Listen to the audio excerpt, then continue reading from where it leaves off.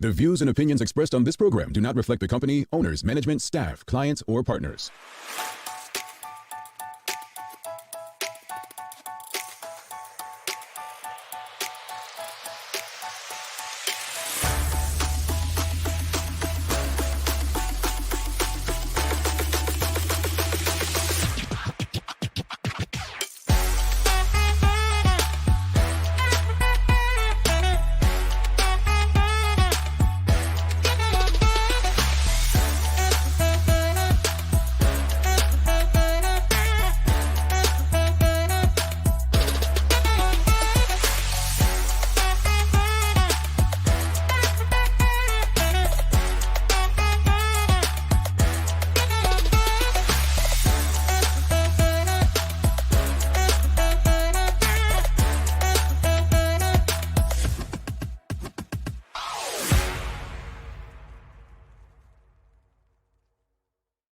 It's Thursday, the 30th day of May, 2024. Welcome to Bermuda's Daily Talk Show. It's the Daily Hour brought to you by the BAC Group of Companies, Medical House Lindos, and People's Pharmacy. I'm Jamal Hartman, and Maya Palacio will be with us in a bit to bring you the latest in her news break brought to you by People's Pharmacy. How's everyone feeling? The second last day of the traditional work week. Almost there to Sherry Friday. Yeah, Sherry Friday. Sherry's favorite day of the week is Friday, so I love to call it Sherry Friday. But one more to go, folks, before you get to, I want to say enjoy your weekend or relax on your weekend, but you know how weekends are. We tend to work just as much or hard on weekends. They are no longer those days to just relax and do nothing, or if they ever were those days, but happy Thursday to you all.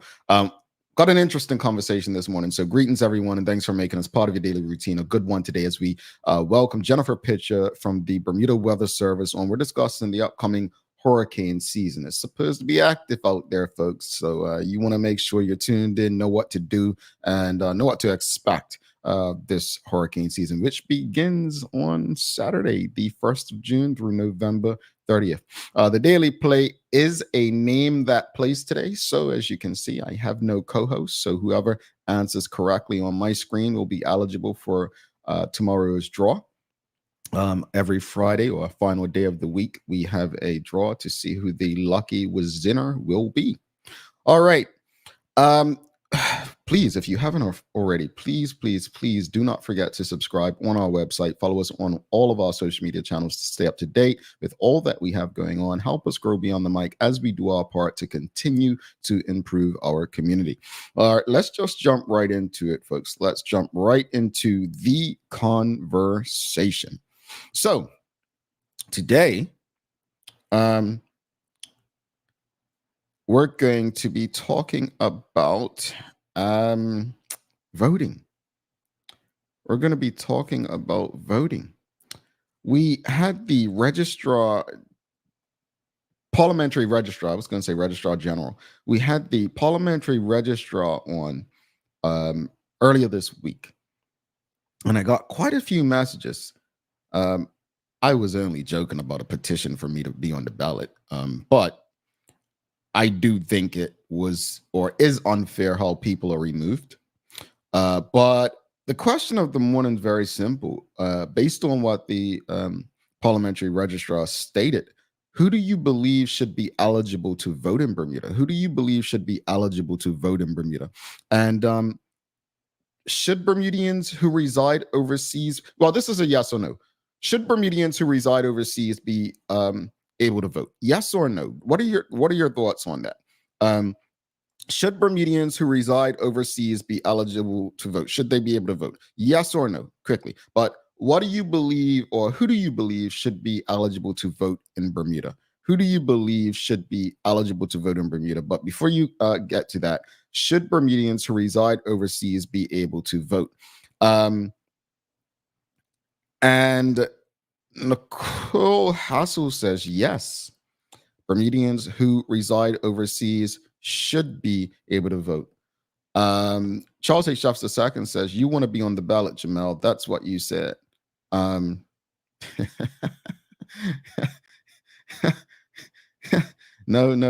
that's not what I meant, Charles. You know, we misspeak sometimes. should I be able to vote? That's what I meant. But should Bermudians overseas be able to vote? Yes or no? Should Bermudians who reside overseas be able to vote? Yes or no? Shikarena says yes. She says yes.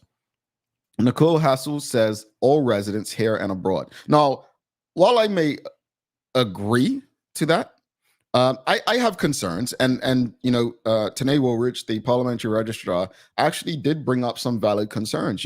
Voter fraud, right? It could potentially create a situation or a scenario that Bermuda probably just doesn't have the resources to deal with. There's also a case of, you have some Bermudians who have no connection to the island. They've been gone so long, but may have the eligibility to vote.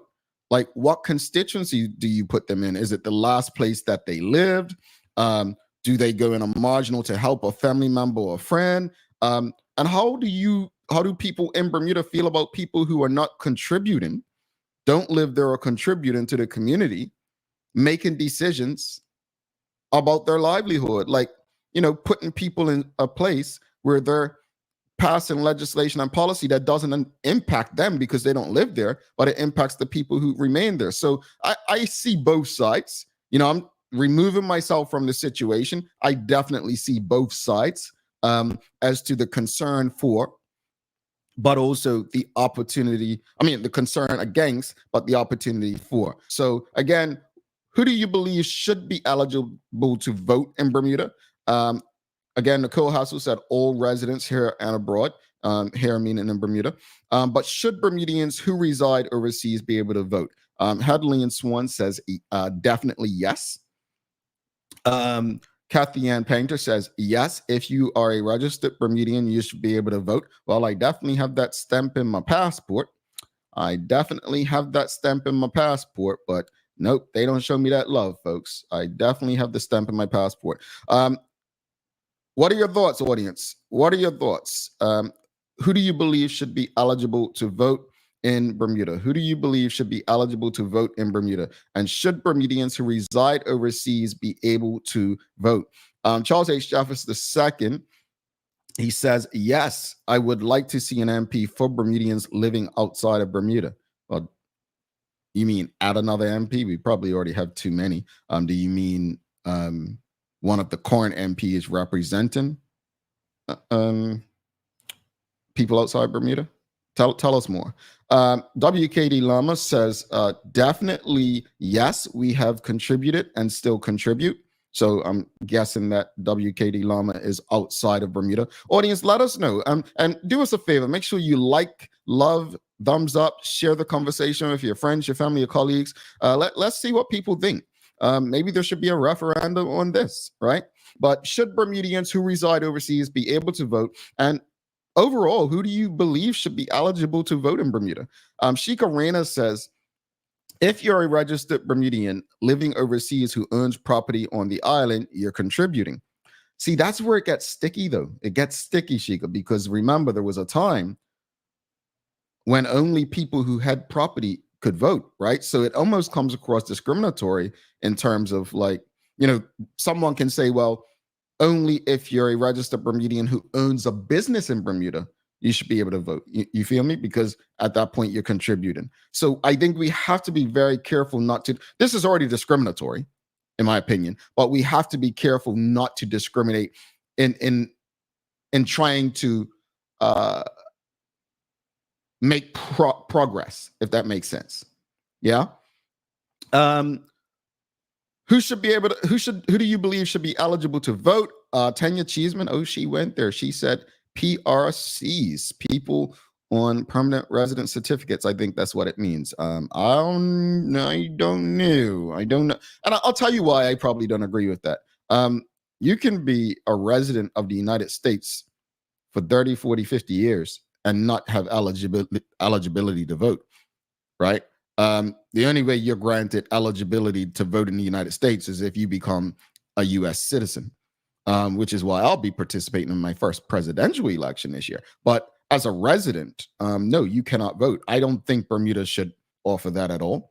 I don't think that PRCs should be eligible to vote because you won't be able to in a big country like some of them are from. Suzanne Ingham says, no, it creates voter fraud regarding Bermudians who live overseas. If you moved, you have become part of that nation's life. You left us behind 6 months here, and I'll let you vote or move back home. Well, that's unfair because I was stateless pretty much. I was a resident of the United States, but I could not vote. I was a registered Bermudian. I still am Bermudian, and I couldn't vote. So, I again, as I just listed the concerns, I don't necessarily disagree with you, Suzanne. I completely understand those points. I think it is kind of unfair. People who don't reside in Bermuda and haven't resided in Bermuda for a long time having a vote and determining the outcome for those who live there. It could be dangerous, in my opinion. So I take your points. I definitely agree. Charles H. Jeffers II says, I wanted to reduce the number of MPs, but include one that only represents Bermudians living outside of Bermuda. They would probably have the largest constituency by the number of people, but we just don't know. We don't know. Well, that would also create a problem, Charles, because the way the constituencies are broken down is, to ensure that they kind of have similar numbers in them, right? You don't want one constituency having 2,000 people and another having 800. So that creates a problem in itself when you open that box up. What are your thoughts, audience? Who do you believe should be eligible to vote in Bermuda, and should Bermudians who reside overseas be able to vote? We are heading toward another election. It's pretty much election season over the next year and a half, right? We just had a by-election in Bermuda. The premier can drop the writ at any time between now and the end of next year, pretty much. And I think the UK has an election coming up. I believe I don't believe the United States has a presidential election later this year. It's going to be interesting. It's going to be interesting. Let's see what happens with these elections before Bermuda one happens, right? There are some who think that those outcomes might shed light on what may happen in Bermuda. I doubt it. We're just such a different animal. But what are your thoughts, audience? Who do you believe should be eligible to vote in Bermuda? Should Bermudians who reside overseas be able to vote? Yes or no? What are your thoughts? Should Bermudians who reside overseas? I'd like to. I mean, we have to. Let's just, for the sake of clarity, Bermudians who reside overseas for different reasons. There's the people who go over for school or academic opportunities. I think everyone's in agreement that those people are considered temporary, and they deserve to have their right to vote in Bermuda should they so choose to utilize it. And then there's people who, literally just leave Bermuda behind, right? Should they be eligible? There are people who leave Bermuda but have that, real connection with Bermuda. They still have businesses and homes, and they're back and forth, right? It's so many different elements to it in that regard. So I don't think it's a one size fits all, if you get me. But what are your thoughts? Should Bermudians who reside overseas be able to vote? Yes or no? Do you believe they should be able to vote? And who do you believe should be eligible to vote in Bermuda? Rosalind Famous says, just a note, whether able to vote or not, Bermudians abroad don't leave their country behind.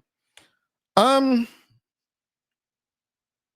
would hope most don't, but some really do disconnect. They don't want anything to do with Bermuda. They don't read the news. They don't watch the programs. They don't want anything. Some people leave with very bitter taste in their mouths at this point. I'm just speaking from personal conversations. So I'm not quite sure that is quite accurate. Like in terms of, there are some people I know who have left and have not returned. I've been with a few people recently who just have no interest in visiting Bermuda unless it's a death in their family, or and even that takes a lot to get them back. I know people who have not been to Bermuda for 20 years, right? So yeah, I get you, Rosalind. I would like to think Bermudians abroad don't leave their country behind. But some people might want to just forget all that they, know Bermuda as. Again, should Bermudians who reside overseas be able to vote? And who do you believe should be eligible to vote in Bermuda? Charles H. Nicole Hassel says, as you reside overseas, Jamal, do you want to vote? Thanks for asking. I think it's more, I had a friend, and this may be very off brand or whatnot, but I had a friend who she said she never wanted children, right? She never wanted children. And then something happened where she couldn't have children. And she said to me, though she never wanted children, the fact that she can now have children actually breaks her, right? And so I answer it this way. My constituency is pretty much dominated by one party. So I don't want to come across like my vote would mean nothing, so it really doesn't matter. But at least if I have the opportunity to participate, I can encourage others, through my actions, if that makes sense. So I hope that answers your question, Nicole Hustle. Suzanne Ingham says, okay, Jamal, as long as they can come home to vote. Okay, that's fair. I like that. What she's saying is to avoid voter fraud and things of that nature, no mail-in ballots, no online opportunities. They have to be in Bermuda, probably maintain a Bermuda license to prove they live, they're connected to that constituency and the like. So I can appreciate that, Suzanne. Sheldon Fox says no, because they can't even confirm what constituency voters live in now. Adding overseas persons will create issues I'm sure they can't handle. On top of that, the constituencies have a range of voters. No, again, all this is fair. Like for me, for instance, I'm a registered Bermudian. I have a Belco bill in my name where I'm registered to vote. I do own businesses that contribute to the payroll tax. However, I would never try to put myself above others by saying I contribute to Bermuda as a business owner. I should be able to vote, because for me, if it's good for me as a registered Bermudian to be able to vote, then it should be good for other registered Bermudians to be able to vote. So I don't want to use what may be deemed my privilege to put me in front of anyone else, if that makes sense. So Rosalind Famous says, fair enough, Jamal, I will restate that not all Bermuda. Correct. And I get your point, Rosalind. I wasn't trying to discredit. I agree with you. I didn't leave Bermuda behind. I don't believe you left Bermuda behind. The many other Bermudians, Sheik Arena and others who tune into this show, I know we didn't leave Bermuda behind. That's why we do this every morning, because despite where we are in the world and what we're doing or contributing to the communities we live in, we have one thing in common. That's our love for our Bermudian community and to remain connected. Graham Smith says, yes, anyone on the list of registered Bermudians at the Department of Immigration should be or have the right and ability to vote. I concur. Kathy Ann Painter says, realistically, if Bermudians who have moved overseas are truly interested in what is going on in Bermuda, if they were allowed to vote, I think they would take the opportunity. Yeah, so I would, further to Nicole's House's question to me, if I were not removed from the registry, I would likely return for an election and vote. I would. Graham Smith says their constituency should be based upon where they last lived in Bermuda. That's tricky too, Graham, though. That's tricky, Mr. Smith. It is, because that could be a marginal constituency where they just might want to help a friend over the line or help that party. I take your point, though. Sheldon Fox says, if you can afford to come home to vote, that means people who don't have the means to come or don't have land wouldn't be able to vote. Again, it's a privilege, Sheldon, and that's why we need to be careful. I get it. I get it. Teresa Marie says, for comparison, I believe U.S. citizens can vote no matter where they live, correct? But they're also required to submit tax returns and pay tax on worldwide income, so contributions are ongoing. I see her point. No, many of them don't do that, but I see her point. Basically, they're contributing to their economy. they're contributing to their community. Suzanne Ingham says, okay, Jamel, you get to vote. You have a Belco bill and businesses. I'm requesting you be put back on, and you should not have been taken off. Can you give me a name and number, please? I'm going to battle for you. Well, I appreciate that, Suzanne. I really do. I just want to make sure that it's no privilege or that I'm not being given special treatment. I just believe that if we can do it, if it makes sense, then we should allow it. We should allow it. Let's bring Maya Palacio in for the Daily Hour News Break. But again, folks, I think this is a great conversation. If you so choose, do us a favor before we bring Maya in. Just, it costs you nothing. Whatever platform you're tuned in on, give us a thumbs up, a love, a like. Make sure you share the conversation. Repost the conversation. Send it to your friends, your family, and your WhatsApp groups.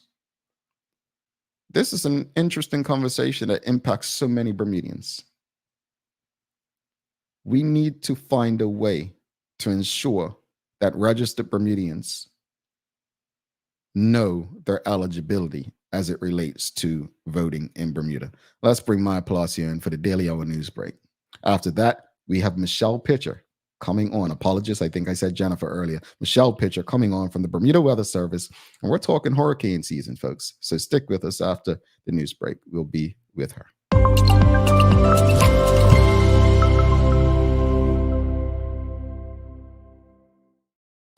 Good morning. Good morning. Morning, MP. How are you? Feeling good this morning. Really liking this discussion. Well, MP, you know, it's no secret that you're residing in Canada these days, right? Mm-hmm. How do you feel? Like, I mean, do you feel that you should have a right to vote in Bermuda if you reside in Canada? I haven't really given it that much thought, truthfully, but knowing about, people in the States and, being back in Bermuda, I'm like, I have to sit on it some more because obviously, yes, I would like to vote. But like you said, like fairness is a big part of my job, and so I'm just like trying to think like, oh, what is unbiased, what is fair in these situations, and how do we go about it? And I love everyone's inputs as to what they think initially, and then coming back and really thinking about privilege in it, and like maybe even restating maybe that probably isn't the right way to go. It's very interesting because as we often talk about, we often say like, nothing truly is new. I think things just continue to happen year after year after year, generation after generation. So this is like just another one of those things, but in a different lens and a different perspective. I was, like, so what do we do now in this instance, which is something that was could be like related to something generations ago. So very interesting and intriguing conversation indeed. Yeah, indeed. No, and thank you for your contribution because again, like folks, I'm trying my best to remove the only way we can be unbiased is if we remove ourselves from our personal feelings from the conversation. And yeah, I want the ability to vote, but I don't want it to come with privilege, if that makes sense. And I think that's what Maya's saying as well. It's like, Maya's a tax-paying Bermudian, she has a business and so on. But what would make it right for us? And then there are Bermudians who don't have businesses or don't contribute in that way. Like it creates its own set of issues. And when that happened before, as I mentioned earlier, Maya, you had to own property to vote. Like it was discriminatory because of who owned property at that time. So it's a worthy conversation that we can continue until the next election and beyond that, right? Yeah, definitely. So yeah, but I did like the idea that Charles brought up about having, let's say, a minister. I'm not sure exactly how he was trying to put up the idea, but like a minister for those Bermudians who are like off island, an MP who are for those off island. And I was like, that would be a great way to figure out just how many Bermudians are actually off island to get some statistics generating that way. I don't trust us to get that even right then, but I take your point. Just another thing to think about.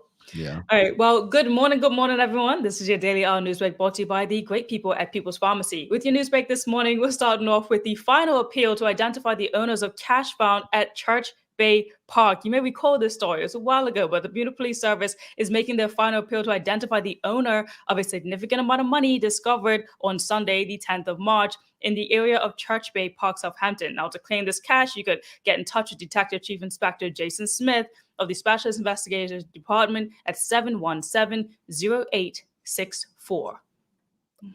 Respectfully, that person likely isn't coming for that cash because they know that some jewelry on their wrist is likely coming with the, claim. I'm just saying. I'm just speaking from the outside looking in. It's a good observation. And also, I'm curious though, because I was like, okay, what happens with this cash then that's not claimed?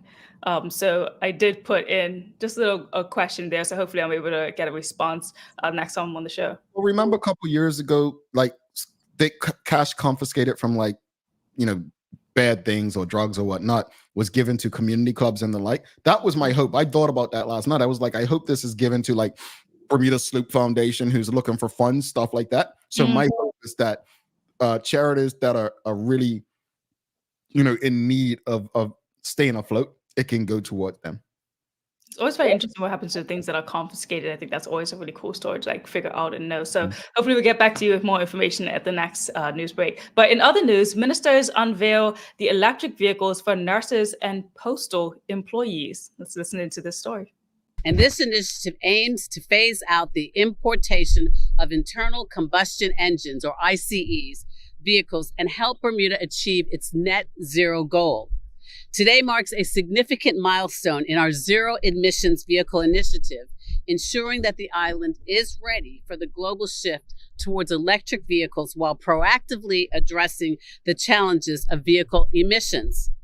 It is heartwarming to see these electric vehicles supporting our Department of Health team, who play a very vital and pivotal role within our healthcare system. Lower fuel and maintenance costs will provide financial savings for the healthcare system, allowing more resources to be allocated to patient care. As you have heard, to lead by example, the Ministry of Public Works has committed to electrifying the government vehicle fleet through a phased approach by replacing aging assets with ZEVs when available. My congratulations, I guess. Good stuff. My only concern is when they brought in the electric buses, we saw how that kind of started off. Do we have the mechanics to fix these things and keep them going? Do we even have the chargers in place? We don't have a good track record of making sure we have everything in place for new toys to work out. I'm not trying to be rude or critical. I'm just saying. No, you're not wrong about that. I did a story with a bus maintenance person. This is a couple years ago now, maybe 2 years ago. But yes, and he was talking about just the fact that, they had come over. They were only there for maybe like 30 days, kind of showing them how to work on these electric buses and prepare them. But it was only like 1 or 2 people that came to, instruct the mechanics. So they still have a lot more learning to do, as he was saying. But again, it's been maybe I know over a year now, so hopefully things have progressed in that area when it comes to having those persons on like island who could actually help if something does go wrong. So that's the hope there as they continue to like give more training. But yeah, things are definitely stepping up in like the electric world and the tap quickly world of digital assets. Okay.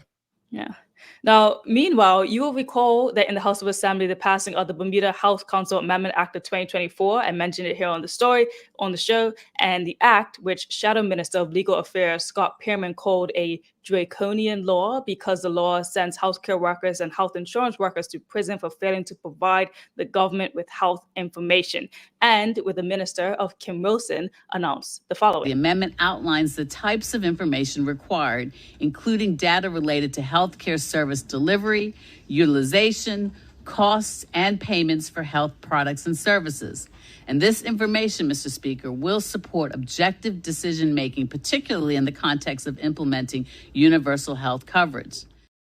Okay, so you remember that story. Wow. Bermuda Medical Doctors Association reviewed the act and has made their recommendations for the Bermuda Health Council Amendment Act of 2024. They said that the Bermuda Medical Doctors Association has commissioned Carrie Olson, Bermuda Limited, to conduct a legal analysis of the Bermuda Health Council Amendment. Now, the analysis highlights several of the critical concerns held by the BMDA and suggests revisions to the proposed amendments to the Bermuda Health Council Act in order to ensure, protection of privacy and other things along the like. So if you didn't know, the BMDA is a representative organization of over 300 physicians in Bermuda dedicated to promoting health standards in medical practices and advocating for the health and well-being of Bermuda residents. So in their response and recommendations, here's the list here, but breaking it down in most like its simplest terms, they listed that there are 3 concerns and have made proposed revisions. The first one being that the council can ask for information only if the minister clearly tells them to, and if it is fair and needed based on the minister's instructions. The second, in section 5.3, says to keep all information given to the council anonymous and protect any business secrets unless the minister says otherwise. And the final one is change the penalties to match other laws so people can be fined without going to jail. Also give a defense option for those accused of breaking the rules if they have a good reason. So basically, let's not criminalize people for something so slight. They're not a threat to society, you know? They want to streamline these things so it's more on a fair alignment. And so they have submitted their proposed revisions and legal analysis to the Premier, the Honorable David Byrd, and the key stakeholders. So they're hoping to reach some sort of balance in terms of this amendment act. Okay. Cool.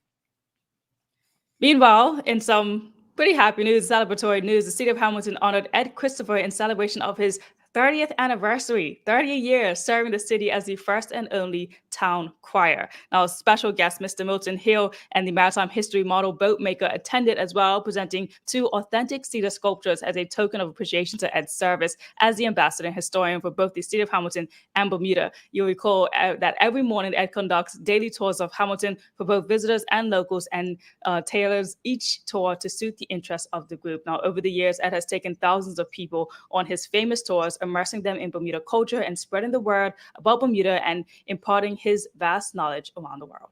Feel how you feel about him, but I ain't never met a happier black man in Bermuda, boy. I tell you, that brother happy, dancing, singing, and just full of life. And hey, if he's doing something that's not harming people, is actually lifting people up, I think that people like that do deserve their flowers, and we need to do a better job of giving people their flowers while they're here. So yeah. Props to him. 30 years. And you're right, man. Whenever I see him, the biggest smile.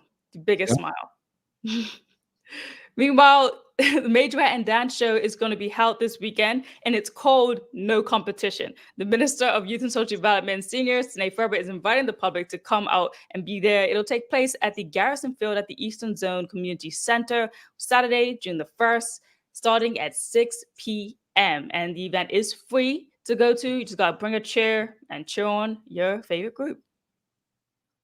They're letting you know ain't no competition, no bragging rights, do your thing. All right, cool. I like something to do. Definitely. And then closing out with your sports this morning, so Bermuda young athletes and coaches received about $246,000 in sponsorship awards to advance their sports goals at the National Junior Athlete Sponsorship Program Award Ceremony. A government spokesperson said that last week at the award ceremonies, 24 elite athletes, 11 junior athletes, and 6 coaches received funding to assist in their athletic pursuits. Minister Owen Darrell said, quote, government is committed to investing more in our elite athletes. As such, the Department of Sports and Recreation has significantly increased funding for the elite athlete sponsorship from $87,000 to just under $188,000 this fiscal year. This demonstrates their commitment to building a pathway to excellence for any athlete seeking to pursue sport on a professional level. He closes by saying also that this year, just over $49,000 in funding was presented to junior athletes and coaches. And for the 3rd year, the Philadelphia Award of $10,000 will provide financial support to 2 Bermudians towards their sport endeavors. And that's your inter-island communication. You have a government spokesperson. Yeah. No, congratulations. I like to see whose names were there and getting the financial support. It was quite encouraging that they're getting what's needed to make it's rough trying to be a track athlete in particular. Indeed. I actually wish that Marshall was on the show today because I want to ask if he ever received an award like that back in the day. Yeah, that's worth a conversation. Yeah. Definitely worth a conversation, especially with the amount that they're giving now in these days. Closing out with your weather this morning, it's looking a bit sunny, which is great, but still a little bit chance of some showers later in the afternoon. Again, we've got another high in the 80s today, so high of 80 degrees, so it's going to be really a lot of humidity today, so apologies for that, but it should be pretty decent. All right, real quickly, for 2 minutes, I want you to we're going to introduce a new feature on this show because of just the amount of stuff I see you on social media regularly, right? So this is going to be your daily what not to do. Yeah, your daily trends. And there's a moral here, Maya. Just watch this with us.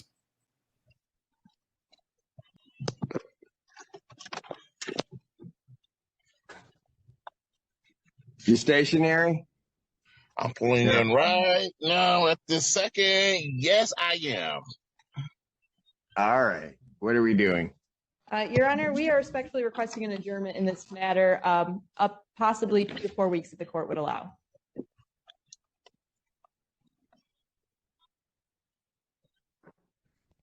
Okay. So maybe I don't understand something.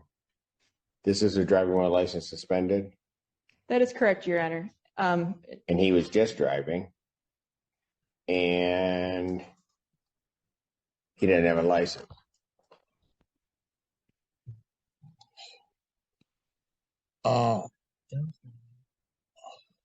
Is with the charges, Your Honor, yes. No, I'm looking at his Yes. record. He doesn't have a license. He's suspended, and he's just driving. That is correct, Your Honor.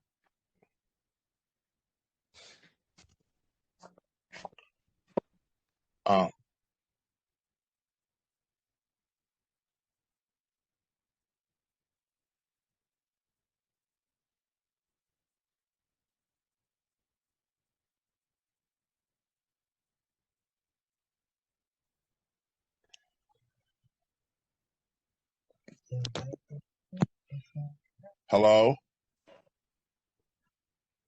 1 minute, Mr. Harris.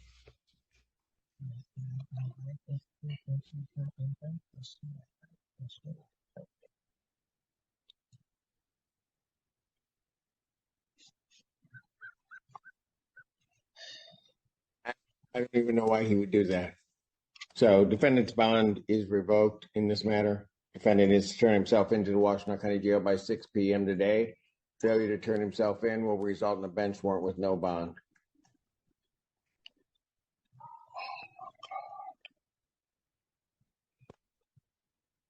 Thank you. Thank you, Your Honor. Mr. Harris, I'll be giving you a call. That's your daily trend. There's a moral to that story.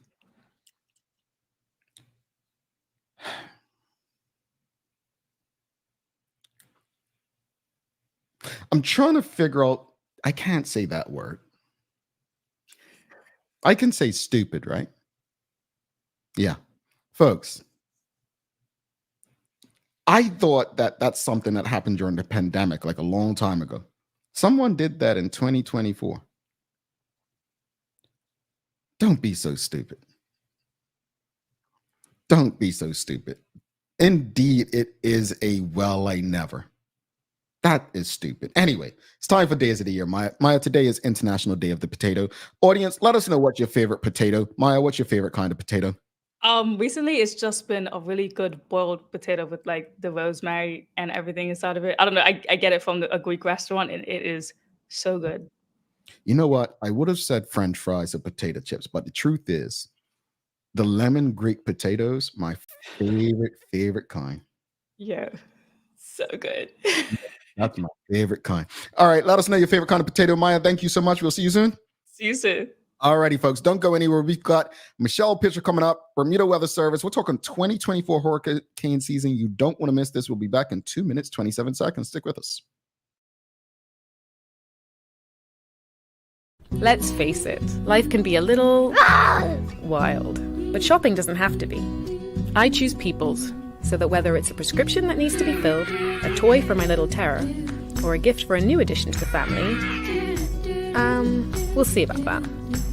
Everything's available in one convenient location. Some call it People's, I call it my one-stop shop in the city.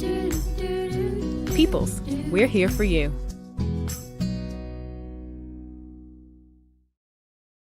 Welcome to the new bulk store, Lindo's Next Level. Wake up in the morning with enough coffee to keep you running throughout the entire day. Your pet at home deserves the best. Stock up on dog food to keep your puppy happy. Need a quick tasty lunch at home? Your chicken nuggets will be jumping right out of the freezer. What's a movie night without popcorn? You can never have too much. Lindo's Next Level. Why go anyplace else? It took 14 days to build your business plan. 6 months to build the courage to leave your day job. 3 weeks to find the perfect location. It took 10 days to outfit your space just right. And 1 day before your first client walked in the door. All totaled, it took you a full year to get your business operational. And this is just the beginning. To the entrepreneurs, the risk takers, the people that shape our economic community, we salute you and are here for you every step of the way. BEDC, providing knowledgeable, progressive, professional, and innovative support to Bermuda businesses. Summer is almost here. Dive into the season with dog floats and dog pools. Enjoy 20% off West Paul's dog floating toys and shop our life jackets for safety in the water this summer. Get all your summer needs before the holidays and events begin. Don't forget to stock up on poo bags and check out Dicky Bags, the poo bag holder that locks in the smell until you can dispose of it. Remember, even dogs need sunblock, so visit Noah's Ark today, Bermuda's most trusted animal supply store for all your summer essentials, and ask us about our rewards program. Alrighty, welcome back to the Big Show. Jamal Hartman here. It's the Daily Hour brought to you by the BAC Group of Companies, Medicals, Lindos, and People's Pharmacy. Please do not forget to subscribe on our website, thedailyhour.com. Follow us on all of our social media channels to stay up to date with all that we have going on. Help us grow beyond the mic as we do our part to continue to improve our community. Without further ado, let's bring in our guest for the day.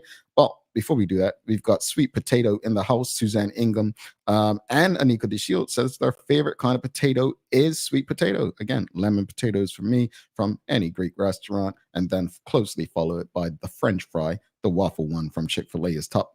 And then we'll take a bag of potato chips, usually the salt and vinegar or spicy kind. But without further ado, let's bring in our guest for the day. We're talking hurricane season 2024. Let's give a warm TH welcome to Michelle Pitcher. Greetings, madam. How are you? I'm doing good. Morning. How are you doing? I'm wonderful. I must ask, though, what's your favorite kind of potato? Seasoned fries from Swizzle Inn. See, there you go. See, I just, everyone knows I love fries. And I was trying not to say them. And I think I did pretty good. But thank you so much for doing this again and hanging around with us. Let's just jump right into it, though. Hurricane season starts officially this weekend, June 1st, right? And from my reading, I've seen on numerous websites that the National Weather Service is actually predicting an 85% chance of an above normal season, right? 10% chance of near normal and a 5% chance of below normal. In the most layman terms possible, what does that mean for all of us? Well, it could mean a couple different things. So yeah, it's going to be an active year. All of the climate factors are pointing towards it. However, the number of hurricanes in the Atlantic doesn't actually translate to the number of landfalls or where they're going to go. So whether the year is going to be active or normal or below average, we really do need to prepare the same way every year and go through our routines and go through our hurricane plans, because you never know where that one hurricane or multiple hurricanes may go. Yeah, indeed. And audience, if you have any questions or comments for Michelle Pitcher, please send them through. We'll do our best to get through all of your comments and questions. You just mentioned climate, right? What are some of the driving factors for a hyperactive hurricane season like what we're expecting? Well, right now we do have an above average sea surface temperature for what's called the main development region of hurricanes. And that's just the region in the lower North Atlantic here from Africa over to the Caribbean. And it's really warmer sea surface temperatures, and a warmer ocean makes more fuel for tropical cyclones. There's also a less wind shear with a less trade winds. So that means there's less winds in the upper atmosphere to blow apart all of the developing storms. So those are some major factors that our climate scientists are looking at when they make their predictions. Okay, gotcha. And I want to say, it may have been the former director, but it's often said that Bermuda is one of the safest places to experience a major hurricane. Why is that? Is it just the way we build our homes, or is it the way that Bermuda is, like the hills, or what makes it that? Well, I really want to be cheeky and say we have special hurricane shields, but of course that's not the case. Yeah, actually, in the climate report that Dr. Mark Gashard did a couple years ago, one of the things that that report did cite is that we have a very strict building code here in Bermuda. We follow a building code to withstand Category 5 hurricanes. So already the physical infrastructure is very resilient. We're also practiced. I mean, we've had, especially in recent years, a lot of impacts from tropical storms and hurricanes. So I think all the infrastructure people, we have Belco, we have the regiment that clears the roads, we have neighbors, everybody's getting very well practiced at recovery. So we can get back on our feet really quickly nowadays. Indeed. And that brings us to this, because there are so many things that are evolving and changing. One of the terms we continue to hear about throughout many spaces is artificial intelligence, AI this, AI that. How has technology improved for us to both monitor and respond to hurricanes? Well, our main guidance for any hurricanes comes from the National Hurricane Center in Miami, Florida, and they're part of NOAA. And their technology is always increasing all the time.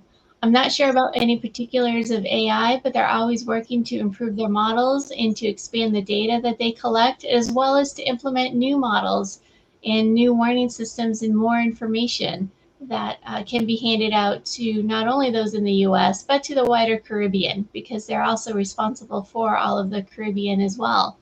They also have more sail drone technology, so there's more artificial intelligence, so to speak, doing measurements in the ocean. And there's different types of drop zones that the hurricane hunters, of course, drop into these tropical cyclones. And all of this gives us more data and more information. And so they can translate it and then give everybody the watches and warnings in a timely manner. All right, got you. I know you mentioned the regiment and other services that are part of the EMO. What makes up the EMO, and what systems are in place to assist with hurricane preparedness in Bermuda? So the EMO is made up of the heads of several ministries. And when we have an impending hurricane or tropical cyclone, me as the director of the Weather Service or our deputy director will be briefing the EMO. What we do is tell them what and when and what the impacts are going to be when they're going to happen. And then they take that information, and that's how they make decisions on when to have closures for schools or for roads, or when the buses may cease and the ferries may cease their operations. All the different things that drive Bermuda, they need to make a decision on what is the safest time for things to close if things need to close. And then, of course, once we're over the impact of any tropical cyclone, then they need to have the regiment out assessing it. They need to have works and engineerings out looking at all the roads and just making sure that things are safe for Bermudians to start getting back to their regular routines. Indeed. What would you say in 2024 that Bermudians, I guess, should do to best prepare for hurricane season? Well, the AMO website has a lot of information on how to prepare for hurricanes. Really, you need to have your hurricane plan. You need to review your information. You need to speak with your neighbors or friends or colleagues about what they're doing, because it takes a village to run anything, and somebody might have some good tips and you might have some good tips to share. But you need to have your plan. You need to have your supplies.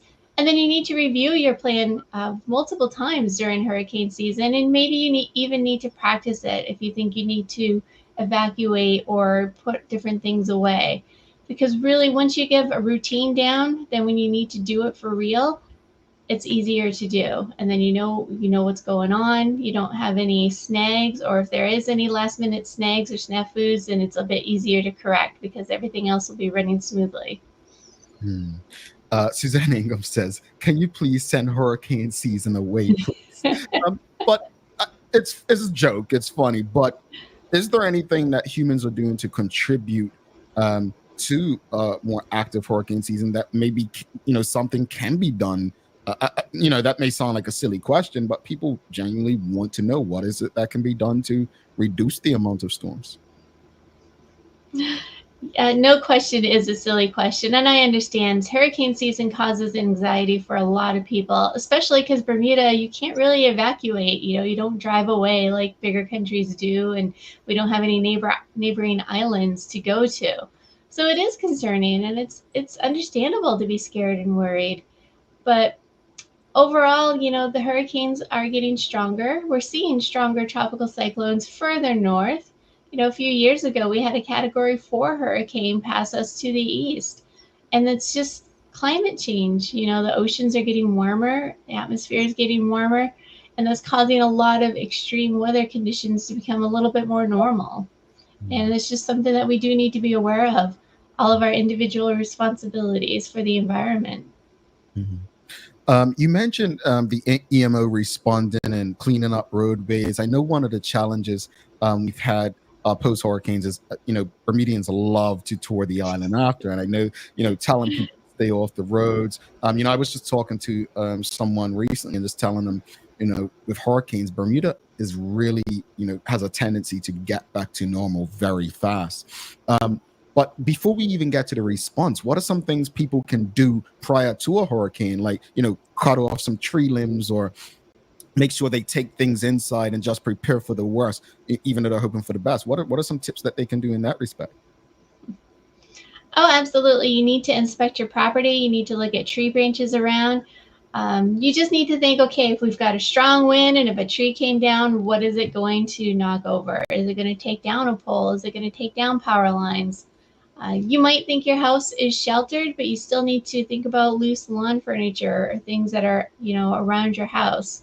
There's always the infamous trampoline pictures, of course, that we see in social media in Bermuda and other places where people forget about their trampolines. Anything that's really big and large can easily be picked up and blown by the wind. And you don't want your stuff going into your neighbor's yard any more than you want your neighbor's stuff going into your yard. So you just got to be mindful, look around. Trash pickup. You got to pay attention. Sometimes the trash needs to be kept inside the house because your trash pickup day is going to be the day of the impact of the cyclone. And again, you don't want your trash blowing around in your neighbor's yard, and you don't want your neighbor's trash blowing around. So there's just a lot of things just to try to be mindful. And again, that's why we have a hurricane plan. You make your hurricane plan, you take a good look around your yard, your community, and then once everything is over, most of the cleanup is just going to be leaves and loose branches, hopefully, and not anybody's personal items. Indeed. And audience, again, if you have any questions or comments for Michelle Pitcher, please send them through. Rosalind Famous, she says, agreed about reaching out to neighbors after being through 2 Category 5 hurricanes back to back. Your neighbors and community are your first line of defense during and after hurricanes. It's almost like neighborhood watch, right? Creating, I keep, I preach it on this show that, our community, like we shouldn't have to rely on government for everything. Like, we are our community. And I actually love that of what you said this morning is when it comes to a hurricane, let's everyone on our street make sure we have a solid plan. If some trees go down, we can remove it in case emergency vehicles need to get through. I think that's the takeaway from this morning, folks. Like, your neighbors, those are the people that we need to rely or lean on during these times, because it can be rough. I remember Fabian. That was the worst one I experienced, and we recovered. Unfortunately, there was life lost, but some folks had lights out for a long time. There were the causeway, we couldn't go across it for a bit, right? So I love that. I think that that's something we should care about. Speaking of the causeway, contingency plans, right? I forget what happened, like the causeway gets shut down if the winds are a certain level or the like. But what are contingency plans, and does the EMO reflect that if the causeway is out of action for, a couple days? Well, I can't really speak to all of the contingency plans, but I do know that they make sure that there's emergency services that are positioned on the east end in case the causeway does need to be closed. And other like how they do the causeway, if it's over a certain wind speed, they'll close it out of safety and precautions, which I think happened after Hurricane Fabian. Are there any other areas in Bermuda where we have those, like a Watford Bridge or anything? No, not that I'm aware of, but of course, every year the EMO is always reevaluating their policies and looking at all the infrastructure in conjunction with works and engineering, and who knows what might be or not be closed in the future. Okay. And to ease the fear and anxiety that we spoke about earlier, right? So again, they're forecasted to be 20 to 25 named storms this year, right? Forecasted to be about 8 to 12 hurricanes, according to AccuWeather, 4 to 7 major hurricanes. And I don't know what this means. Accumulated cyclone energy, 225. What does that mean? Ooh, so that's going to be a good one to explain a little non-technically. So accumulated cyclone energy is really just the energy, or let's think about how many cyclone days that we've had active tropical cyclones in the Atlantic Ocean. So the more cyclones there's going to be, the more days that they're active, and the more accumulated cyclone energy there is for the year. Got it. Got it. All right. So, and then that said, it says on this same report that that's what's predicted for this year. But the previous year there were 19 named storms, 7 hurricanes, and 3 major. And then the 30-year average from 1990 to 2020 was 14 named storms, 7 hurricanes, and 3 major hurricanes. When you look at those numbers versus what's predicted this year, what would you say to ease people's anxiety and fears?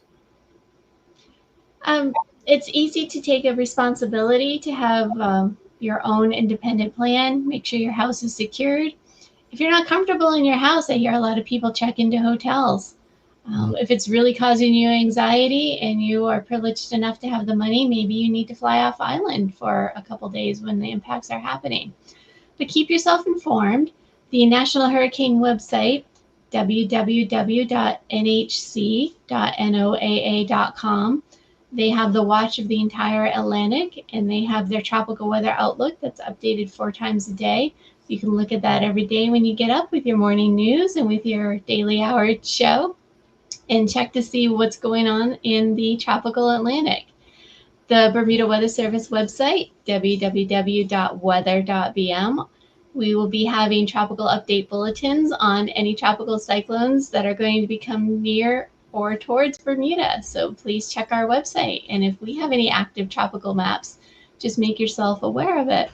Think about what's happened in the past. If you've gone through a few summers in Bermuda with these active hurricanes, then you just need to think about what happened when they passed and what could you do to make your experience, if you have to weather the storm, what can you do to make that experience better?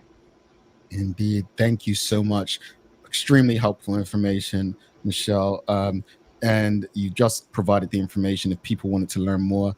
Don't be a stranger. We probably may need you throughout the summer as things get busy to kind of break down some things to us. So thank you so much for coming. And just remind people, hurricane season is June 1st through November 30th, correct?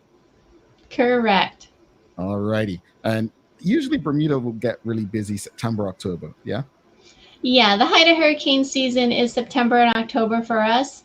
So definitely by August, if you haven't reviewed your plans or had a good look around your properties, then you need to do it then. All right. Thank you so much for this conversation. And we'll definitely be in touch. Keep us informed if anything, new technology or anything happens that we need to know. Have yourself a wonderful day. Thank you so much. You too. All righty. Michelle Pitcher from the Bermuda Weather Service, folks. If you appreciated the conversation and found the information helpful, you know what to do. Give us a thumbs up, a love, a like. I absolutely love what she said about that community plan. Suzanne Ingham says, so I can breathe until August. I'm so sorry you have anxiety, Suzanne, but don't go anywhere, folks. We have one last break. We'll be back in 55 seconds. We'll give you the daily play. Someone will be lucky to be eligible for this week's prize, and we will also wrap it up and give our final thoughts. All right, stick with us.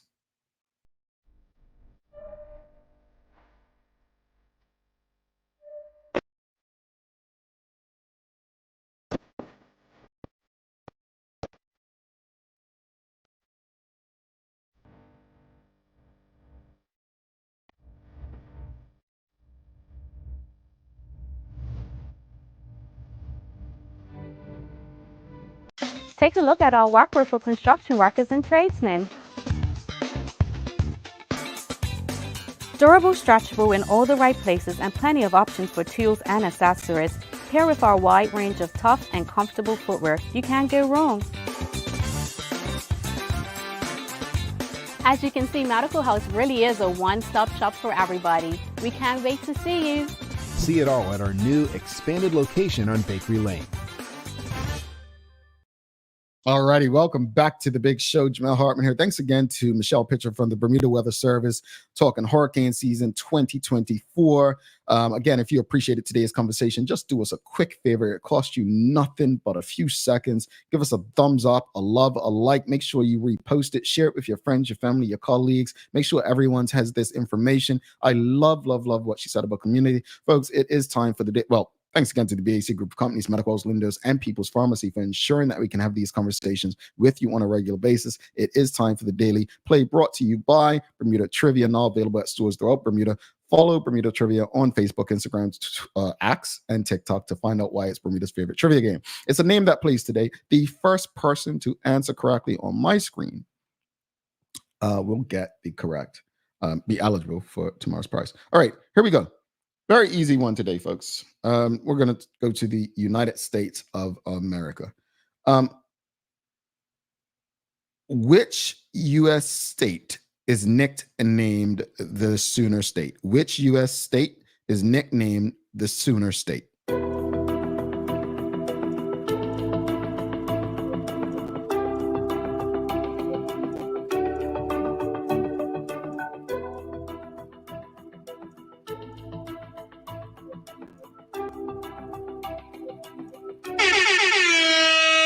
All right, it is not Indiana, and Stacey Ann Brown shines again.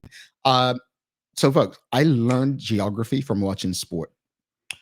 I learned geography from watching sports, and so that's how I know this. The Oklahoma, the Sooners, the Sooner State, the college team. So that's how I knew this. Congratulations to Stacey Ann Brown. It is Oklahoma. All right, so let's make sure we put her in. She joins Mark and Charles in tomorrow's draw. Congratulations again to you, Stacey. All right, let's wrap it up. We spoke about voting earlier. As I say all the time, I try to remove myself from situations. I do believe that we need to look at who's eligible to vote. I don't like the idea of just removing Bermudians, registered Bermudians, from being able to vote, but I kind of understand it. I don't believe that I should be able to vote in a country that I'm not contributing to. And then I understand that sometimes contribution has a privilege to it, right? So it's not an easy thing. It's not easy to say that someone who owns a business or a property should be able to vote, and those who don't shouldn't. It's a difficult one, and I think it's one that's been talked about politically for ages as to what to do. But I think we had some good conversation this morning, and hopefully we can continue it with those that make the decisions so that we can reach a resolution that is beneficial for Bermuda and Bermudians. As far as hurricane season, again, we're expecting a busy one. And thank you for the clarity, Suzanne. She says it's not anxiety, it's trauma. And I understand that. A lot of people do have trauma.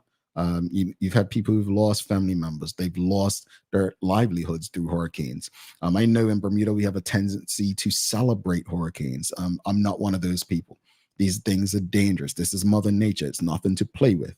But my hope is that through these conversations and through our experiences and understanding that what Michelle Pitcher said, we can rely on our sense of community to get through those times beyond our control. So community is the way to respond to Mother Nature. It's the way to respond to most things. Let's check on our neighbors. Let's set our neighborhood plan. No different from Neighborhood Watch. And I guarantee we'll be in a better position, at least to feel comfortable, like someone is looking out for us. All right, here's the daily inspiration. The most satisfying thing in life is to have been able to give a large part of oneself to others. That's from Pierre Teilhard de Chardin. I think I pronounced that correctly.